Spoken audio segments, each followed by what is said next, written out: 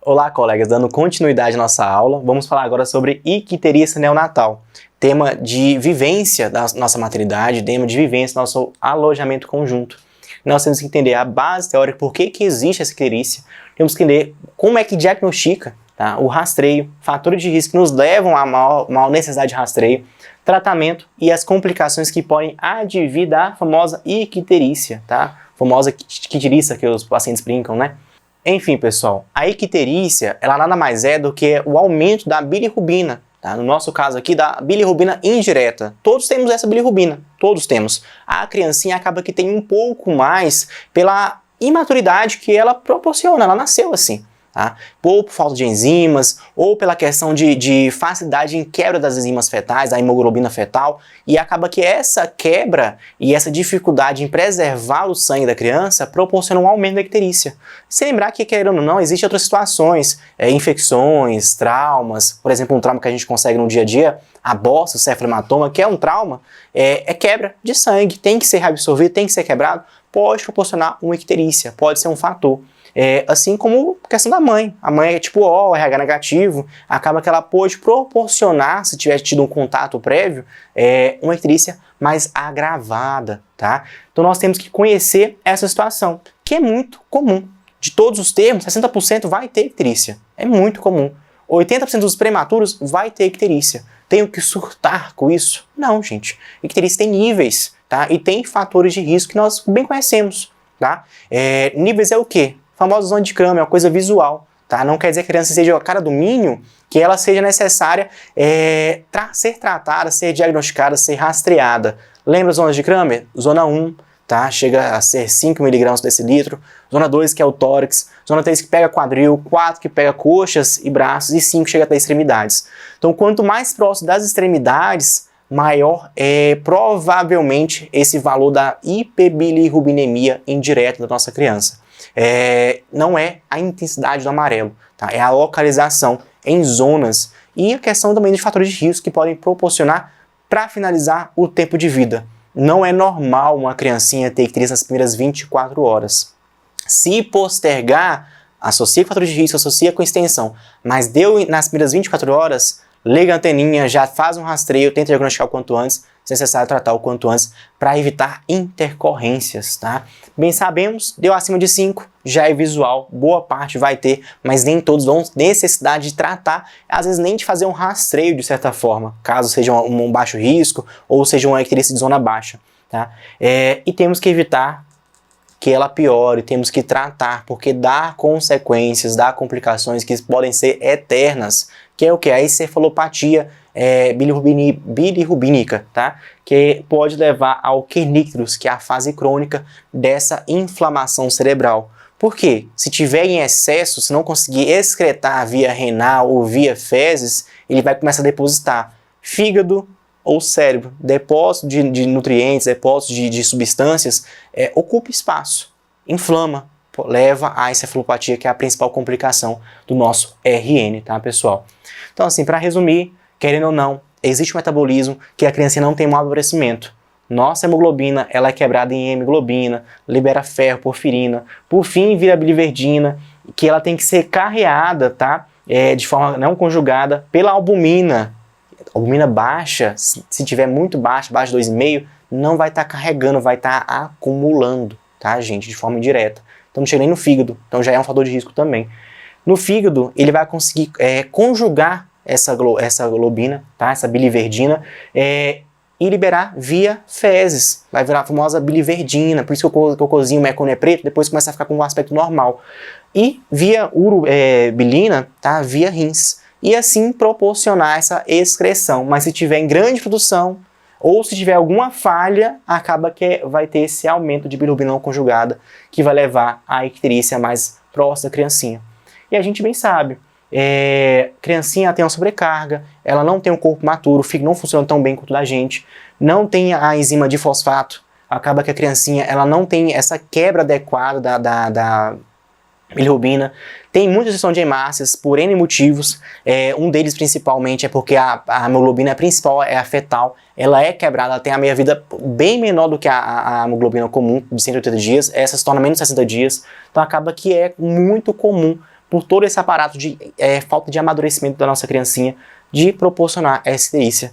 Lembrando que não é normal ter uma icterícia nas 24 horas, tem que ter uma investigação mais concreta, tem que investigar fator de risco. Enfim, uma recém-nascida de 36 semanas apresenta icterícia zona de Kramer 3, tá? Não é a intensidade, localização. Zona de Kramer 3 já é uma intensidade mais adiantada, tá?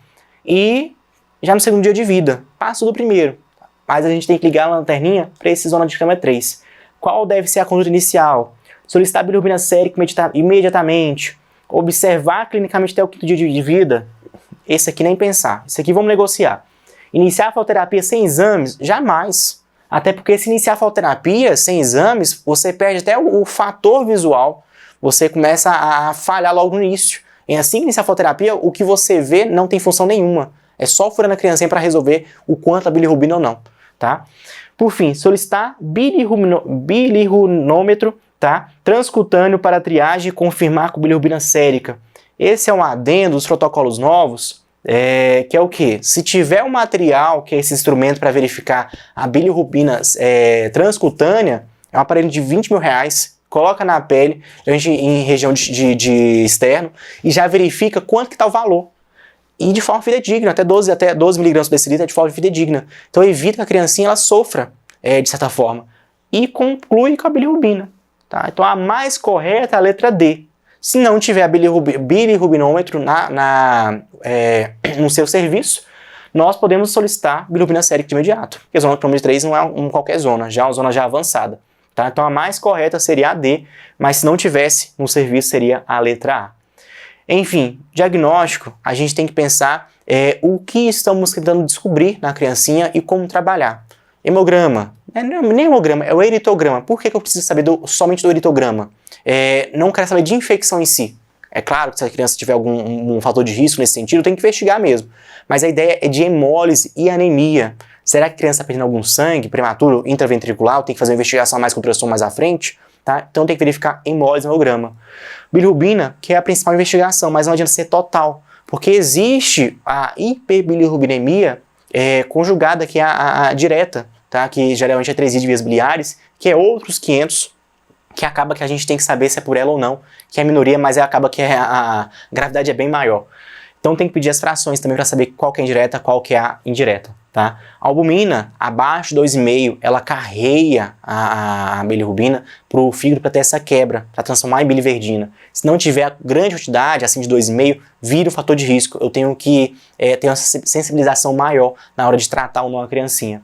Reticulócitos, pode solicitar, dá para verificar a quebra. Cumbo direto, se a mãe tiver o RH negativo, a criancinha for positivo, e a mãe tem que ter um indireto, quer dizer que teve sensibilização ou não. E isso até é questão de fazer hemoglobina na mãe, para evitar que tenha carreamento nos próximos partos. Pesquisa de anticorpos pode ser solicitado, mas não é rotina. O principal é bilirrubinas, eritograma, albumina, às vezes reticulócitos, se tiver RH negativo, ou a mãe, no caso, cumbo direto. Na criancinha, claro. De sangue de cordão, nesse caso, cumbis, os demais tem que ser via periférico, tá, pessoal? Função hepática, canicular, ultrassom de abdômen, é quando tem uma investigação mais profunda para verificar se tem algum tipo de sangramento, para verificar se tem algum tipo de alteração disfuncional que não seja da indireta, que seja direta, tá, pessoal? E existe essas situações, quando a gente vai solicitar ou não, com cuidado maior ou não na nossa criancinha. Da triagem, primeira coisinha é o visual. A gente tem que visualizar a criancinha e saber qual zona ela se encontra. A gente vê, a gente aprende. E para ter essa visualização, nós temos que ter o bom senso. Evitar um ambiente que seja amarelado, que cria confusão, nossa mente ela nos engana. Tá? Até a roupa, se for amarelada, pode nos enganar com a criancinha. E luz de ambientes artificiais não tem não facilita a visualização. Tem que ser luz de ambiente, de sol mesmo, tá, pessoal? Para ter essa facilidade em visualizar a nossa criancinha. Visualizou, verificou a zona de Kramer, verifica o fator de risco. Se a zona de Kramer estiver muito alta, com ou não fator de risco, compensa fazer o rastreio. E a gente consegue ter essa capacidade sensitiva. Tem o sensor, tem o visual, mas a gente fecha mesmo com o exame de sangue. O mais fidedigno, mesmo que o sensor seja muito bom, é o exame sérico, tá, de coleta da bilirrubina. Questãozinha. Qual das condições abaixo mais aumenta risco de hiperbilirrubinemia significativo? Aleitamento materno exclusivo? Se não tiver galactosemia, aumenta nada. tá? Leite materno é fundamental, a gente vai ficar a vida inteira falando leite materno é o mais importante de criancinha em qualquer fase da vida, tá? Prematuridade aumenta, tá? Incompatibilidade RH-ABO, ixi, aumenta demais. Autohospitalar precoce, se for para ser, vai ser, não existe isso, tá? Então, existem duas situações, mas a significativa é RH-ABO, tá? Porque existe fator de risco que nós temos que trabalhar. E 30 primeiras 24 horas, a gente meio que permeia até 36 horas, já é muito precoce. Incompatibilidade RH, hoje é menos porque temos o antígeno para fazer na mãe, para evitar essa hipersensibilização. ABO, a mãe O, a criancinha A ou a B. Tá? Criancinha menor de 38 semanas já é um fator de risco. Criancinha que o irmão mais velho, que já nasceu, teve necessidade de fototerapia, é um risco. Sexo masculino, alguns estudos falam que é um risco. Infecções é um risco. Bossa com extenso, com cefalotoma extenso, é um risco aumentado de icterícia, que vai existir quebra. Então acaba que existe dezenas de situações que podem elevar o risco. E para que serve esse risco? Vou até passar um pouco à frente, gente. Mais à frente eu passo. Existe um gráfico que a gente joga o valor da bilirrubina e consegue calcular se precisa de fototerapia ou não. Tá? E existe um gráfico, que é o nonograma de Butan, para verificar o seguinte: será que existe risco de evoluir? Por quê? A bilirrubina vai aumentar até ter um pico, tá? Quinto ou sétimo dia de vida. Então tem que ter essa mensuração que pode piorar ou não, que pode crescer ou não. Então nessas questões, incompatibilidade RH, o ABO é o principal. Nós temos que conhecer que existem inúmeras funções, disfunções que podem levar a essa icterícia, além das demais que a gente falou. Tá? A que cai em prova muito mesmo, tá? É a doença hemolítica que a criancinha pode ter através da mãe. Mas existem outras que é descoberto no teste do pezinho, é obrigatório fazer, terceiro ou quinto dia de vida, rastreia muita coisa, tá? Uma coisa que acontece muito no nosso dia a dia é a G6PD, é rastreável, tá? Acaba que consegue fazer um controle, consegue fazer um cuidado maior para evitar que tenha problemas no futuro, tá? Principal nossa, enzimática G6PD, mas existe a alfa-talassemia que consegue ver no teste do pezinho, infecções bacterianas, sepsis e outros também conseguem ofertar uma chance maior para a gente. Que se tiver, não adianta tratar a icterícia, não tratar a infecção, tem que resolver o quanto antes. Doença hemolítica perinatal é uma coisa que cai muito em prova, não vou aprofundar, mas você tem que saber que existe a doença hemolítica perinatal, saber que a obstetrícia faz imunoglobulina para evitar que tenha essa reação, porque se a mulher tiver, se a gestante tiver esse contato, pode passar antígenos contra a criancinha em período fetal, levar à morte do feto. Tá? E no pós, a anemia, a hemólise, ela é intensa se tiver esse contato no pós, de levar uma anemia extensa, importante, a criança tem que fazer transfusão, e uma icterícia importante nesse meio tempo. E a clínica nada mais é do que a icterícia, uma hepatosplenomegalia, vai ter muita quebra de massa, então acaba que o fígado aumenta por sobrecarga, assim como o baço, e vai levar a palidez, porque dá uma anemia, tá? Doença hemolítica perinatal, tá? Acaba que, principalmente se for RH da mãe negativa, criancinha positivo, que a BO acontece, mas a do RH é mais forte ainda, é extenso, é rápido, tem que ser resolvido o quanto antes. Questão: recém-nascido a termo, 37 semanas, 48 horas de vida, bilirrubina total de 15, qual conduta seguir? A gente tem que investigar, não é para saber sem jogar no gráfico, sem avaliar fatores de risco com a nossa criancinha. Então alta não é de cara, tem que avaliar no gráfico. Fototerapia ou exsanguíneo? Não sei, vou olhar no gráfico. Suspende aleitamento materno? Jamais. Tá? A técnica de aleitamento materno, em sua maioria, ela é benigna, tá, pessoal? Então acaba que não suspende, a fórmula é muito pior que o leite materno. Jogando no gráfico, 48 horas de vida, lembrando que assim, teoricamente não tem fator de risco, mas é 37 semanas, então seria 48 horas de vida, o nível seria 15. De 15 seria aqui, ó, como vocês vão entrar na foto. Mesmo se ele fosse baixo risco, fosse 38 para cima, ele entraria na foto. Não está muito alto para pensar em exsanguíneo. Exsanguíneo seria um 18 aqui se for jogar no gráfico. Tem que entrar na fototerapia. Passou de 13, nesse caso específico, fototerapia nele, duplo, individual, tanto faz, proteção ocular, alguns com proteção genital para não fazer bagunça, e relatar para a mãe, não deixa a viseira cair, tem que ter muita luz pegando no corpo da criancinha, 30 a 40 centímetros de distância da criança com a foto, e quanto mais aumentar e quanto mais ficar na luz, melhor para a criancinha. Então não é para ficar passeando, não é para ficar fazendo outras coisinhas que não vai resolver, no nosso caso, nosso lactente. tá? Então é fototerapia mesmo, não tá tão alto para ser nível de exsanguíneo, tá, pessoal? Existe também o nível de butânio, tá? O nanograma de butânio. É para avaliar a chance de evoluir. Então vamos fazer uma casuística de que a criancinha tem 38 para cima, tá na zona 15, né? De 15 miligramas. Aí se for pegar aqui o 15, ó, zona de alto risco. Pela zona em si já teria que aumentar. Se ele tivesse com um 11, já seria um intermediário alto, eu não daria alta. Eu seguraria essa criança em mais um dia e repetiria no próximo dia, ou mais tardar, para verificar quanto vai ficar. Porque vai subir até o 5º, 7º dia de vida. Então, a depender, talvez entre na foto amanhã ou não sei. Mas se tem risco, intermediário alto para cima, compensa às vezes entrar na foto ou postergar essa alta para conseguir tratar essa criancinha, tá? Esses gráficos servem para criancinhas 34 para cima. Aí assim, 37, 38, acaba que a gente tem outros gráficos, outros percentis, tá? Existe até sites, que é o Billy Hacks, que é um site americano, de Stanford, ou Harvard, se não me engano, tá? Que consegue você jogar a idade gestacional, o valor, e verificar se vai para a foto, dependendo se é prematuro ou não. Tem essa facilidade para trabalhar, se vai para a foto ou não. Uma coisa que está caindo muito, que vocês têm que ter conhecimento para a prova, é exsanguíneo e transfusão. Tá?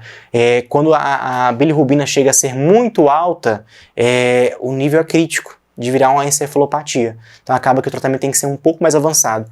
É raro, quando chega nesse ponto no dia a dia do nosso paciente, a gente está com tanto de foto, tende a resolver. Mas existem as raridades que a gente tem que ter conhecimento do que fazer. Tá? Primeiro, que é em UTIM. Tem que encaminhar para fora, tem que encaminhar para o centro especializado, o serviço avançado. Tá? E o que é? A gente vai pegar esse sangue cheio de bilirrubina e vai trocar por outro sangue, ou compatível, ou irradiado, ou infiltrado. Tá? E vai fazer uma troca de cerca do dobro do volume de sangue da criancinha, cerca de 160, 180 ml por quilo da criancinha.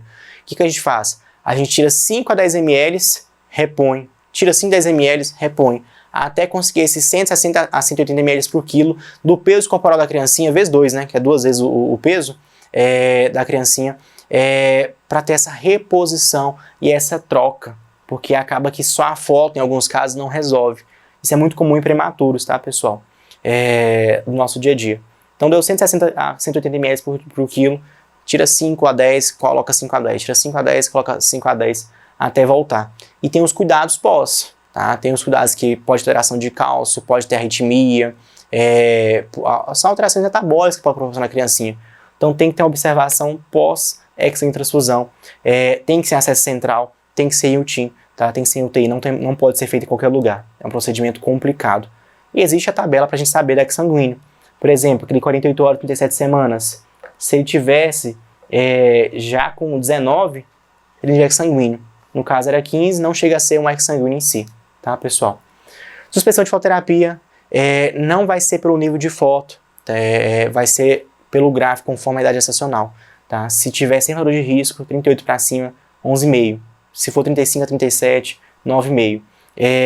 A partir do 5º dia de vida, acho que 35 para cima, menor que 14, 35 para cima, tem que cair cerca de 2 níveis, tá? Para suspender a foto. E depois, pode aumentar? Depender, pode voltar a aumentar sim. Tá, gente? Então acaba que a gente faz um rebote, 12 horas após, a gente faz um rebote para verificar o quanto que subiu. Mas nesse rebote, nós voltamos para o gráfico, zona de risco, e para a indicação de fototerapia. E até fazer a suspensão, nós fazemos de rotina a dosagem de bilirrubina. Se for nível de exsanguíneo, de 4 a 6 horas. Se não for nível de exsanguíneo, de 12 a 24 horas, para verificar se está caindo para fazer a suspensão ou não. Tá, pessoal? Quais sintomas clínicos sugerem encefalopatia bilirrubínica, tá? Que vai virar kernícros, não quer dizer que seja o kernícros é a consequência crônica. Não tem segredo, letargia, sucção fraca e hipotonia. Tá? A criancinha fica lenta, a mente não funciona, não dá febre, não dá diarreia, não dá cianose, de certa forma, letra A. Tá? O cérebro não está funcionando, está dando ruim, tem que correr o quanto antes. Tá? Encefalopatia nada mais é do que o depósito exacerbado de bilirrubina no cérebro, pode virar crônico, tem que tratar o quanto antes, tem que evitar, tem que prevenir que aconteça isso. E de forma crônica pode dar o kernícolis, tá? A criancinha vai ter alguma alteração motora ou intelectual. Já peguei umas 2 criancinhas nessa vida que teve que fazer fisioterapia porque não tinha força motora no membro inferior, a outra no membro superior e inferior em conjunto. Então era físio para evitar que tenha essas situações. Ela teve um kernícolis, ela teve uma consequência, mas chegou a um nível muito alto. Então a ideia central é tentar diagnosticar o quanto antes, porque é grave, tá? Existe mortalidade pela encefalopatia, tá? E existe consequência que é o kernícolis, que nada mais é do que um atraso de desenvolvimento, um atraso de desenvolvimento neuropsicomotor, tá? Para finalizar, fatores de neurotoxicidade, menor de 8 semanas, quanto mais prematuro pior. A albumina está de 3, mas o protocolo fala 2,5 principal. Doenças hemolíticas ou afins, que tem nos testes do pezinho, que é DCSPD, infecções e instabilidade clínica. Ele não pode desenvolver, ou qualquer outra doença crônica, pode desenvolver uma icterícia também, a ponto de ser neurotóxico, pessoal. Sobre a icterícia do leite materno, a assinale alternativa correta. É uma forma grave que sempre existe suspensão do aleitamento? Não. Icterícia do leite materno é benigno. Mas tem que tirar outras situações, tem que fazer o screening para verificar se realmente é leite materno. Surge geralmente após a 5º dia de vida e pode persistir por semanas? De certa forma sim, tá? Está associado com a de RH? Não. Deve ser tratado com fitoterapia obrigatório? Não. A gente bem sabe que é uma situação benigna, tá? Dura até uns 2 meses, tem crianças que até 3 meses nessas condições. Então, o leite materno é benigno, pode a partir do 2º dia de vida, 36 horas para frente, tá? Antes disso não é fisiológico, a gente bem sabe, não é benigno, pode perdurar, tem associação com perda de peso ponderal acentuada, com dificuldade, então tem que facilitar a alimentação, não é tirar o seio materno. Para finalizar, a hiperbilirrubinemia direta, a famosa colestase, é quando a BD, a bilirrubina direta, chega a ser maior que 1 mg/dl. Tá? Ela geralmente é tardia, não é aquela que vem com poucas horas de vida, ela vem depois de semanas até 3 meses, e quanto mais tardio maior a mortalidade da criancinha. Lembra que tem o grupo M, globina, a globina vai ser transferido até virar a bilirrubina em si, a não conjugada, aí na hora de ir para o fígado, tem que ir do fígado para a via biliar, e da via biliar para a região do intestino. Se não conseguir fazer essa transferência, acaba que ela começa a acumular.